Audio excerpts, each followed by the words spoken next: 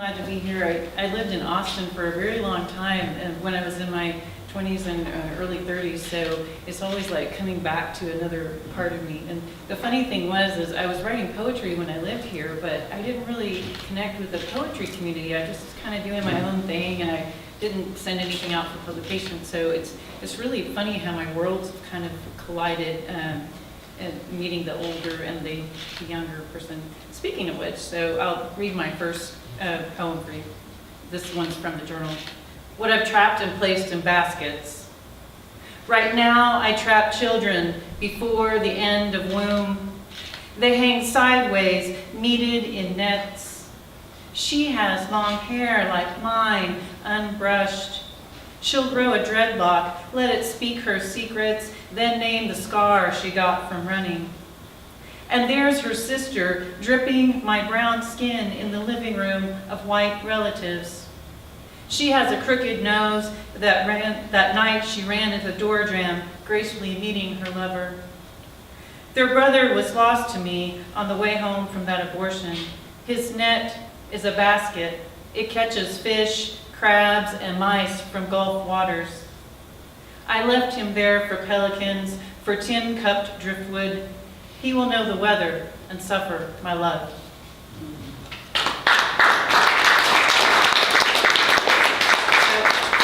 Living in Houston, we have so many amazing art museums and collections and installations, and I regularly read for this reading called the Words and Art poetry reading, and they do it at Rice Gallery, and it's for the installations that come up there.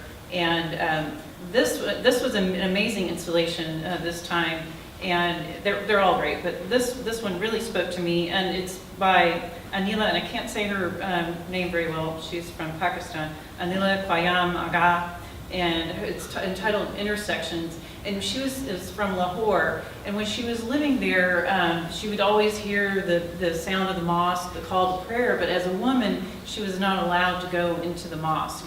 And so when she was in Spain, and she was at the Alhambra in Spain, and she actually got to go visit it because it's now a museum. And she was just really, it spoke to her, the beauty of it, and she felt kind of cheated that she'd missed out on that part of her past. But she was having all kinds of emotions. And so in her art, she thought, I want to create my own. I want to create my own kind of spirituality, and I want to have that's something that can intersect with everybody's life. So what she did in this installation was she created this box, and it was patterns that were kind of looked like they might be from a mosque, but they were her own patterns, and there's a light and there's a shadow that creates through the whole room, and it's the patterns, and it's a very spiritual feeling in there. And so what I did was I took the traditional structure of a sonnet, and I kind of played with the pattern of the sonnet to create that same kind of feeling. So after all of that, it's called Shadow Sonnet. And I busted out the sonnet, so it's not what you'll think of as a regular. Anyway, here I go. Shadow Sonnet.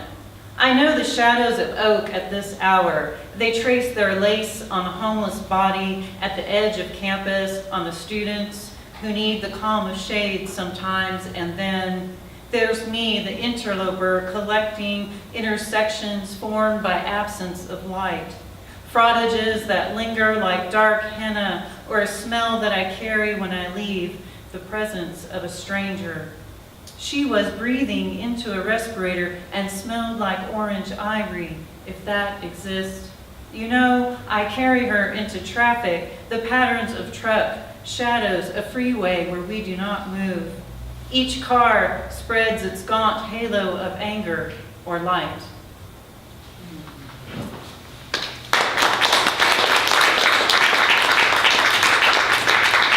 So I was watching the Ken Burns Civil War series, and so I brought a more poem, so this kind of fits in with what I was talking about earlier. It's called Dinner at Shiloh. That April, the wild pigs smelled war, found their dinner under peach blossoms, ate and ate and ate the carcasses of men.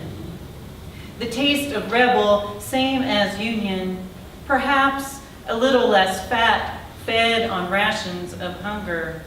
The sound of licking grunting, rooting, the tearing of bones, the movement of mud, and oh, so quietly, Tennessee River, her water flowing soft, always escaping, never escaping this blood.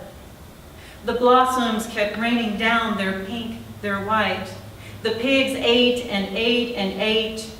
The church named for peace was a witness to this scene.